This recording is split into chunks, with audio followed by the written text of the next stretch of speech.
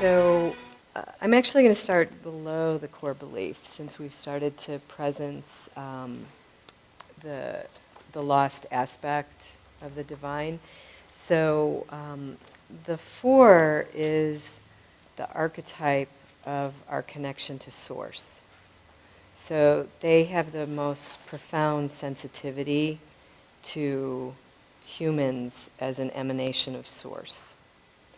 And the loss of that connection is what generates the core belief of I'm disconnected and abandoned. Yeah, wow. Yep. Yeah. So remember, everyone has all of the energies. This group is the particularly most sensitive to this energy. And so they can teach us about this part of our humanity. The passion is envy, longing.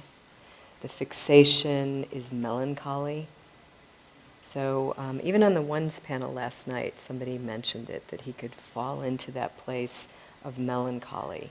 So that's the envy and the longing is that absolute yearning for what we know is our true connection to source and feeling like it's not available.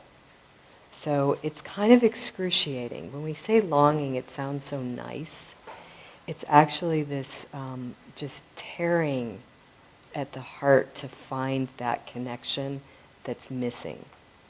So because it's missing, their attention is moving to seeing it's missing. I can't find it. Where is it?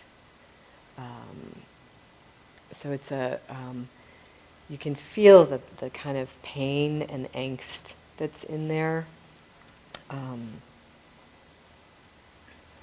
So the what's missing, the attention turns continuously to what's missing, and the interpretation is that it's missing because of me. There's something fundamentally flawed about me. But the yearning and the seeking and the desperate attempt to re-find that connection to source is what's driving it. So we see the characteristics as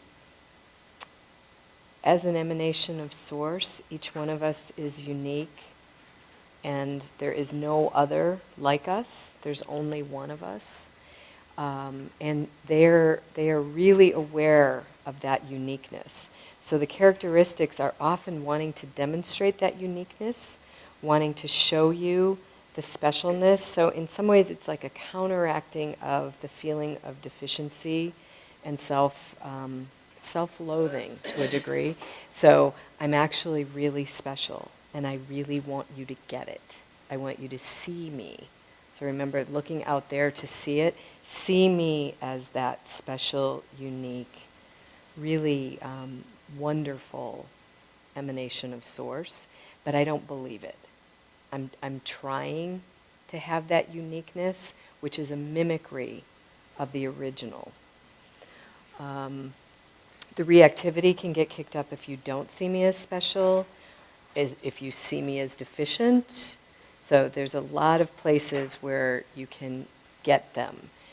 Criticism, feeling abandoned will throw them into that place of really harsh, kind of self-defeating.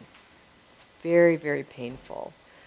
The defense mechanism of interjection, what it means is they take an idealized image that's out there and kind of carry it around inside and compare to it and keep the separation and longing and what's missing. They keep it alive by having this inner experience of it could be this way and it's not. So it's very, very alive feeling of missing, separation, abandonment, that's continuously in their experience. What did you say it was the self? Interjection.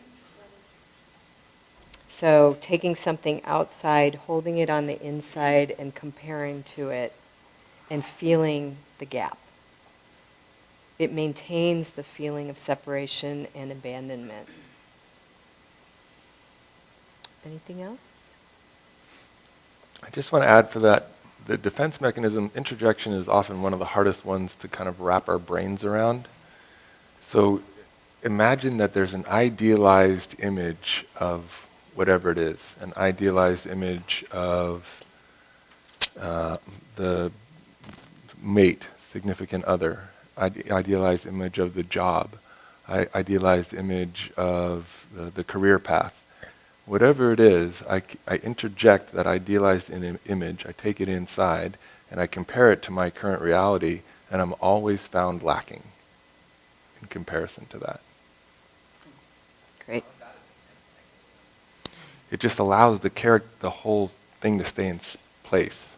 So the defense mechanism, you want to think of it like the glue that allows the ego structure to stay in place. And it feels active.